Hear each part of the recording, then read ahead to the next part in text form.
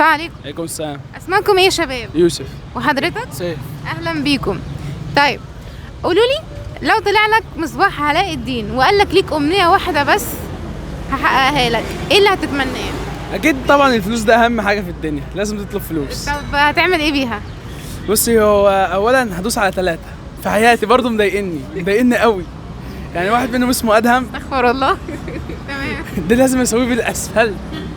والتاني اسمه ابو هتسويه هاب. بايه طيب؟ ايه؟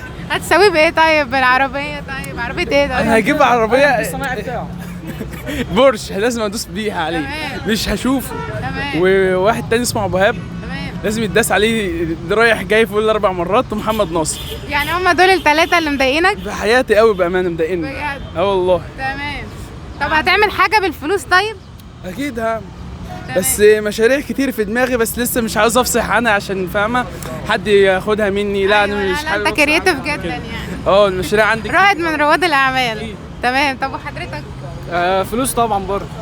هتعمل بيها ايه؟ هشتري جامعة الزقازيق واقفلها. يا نهار ابيض.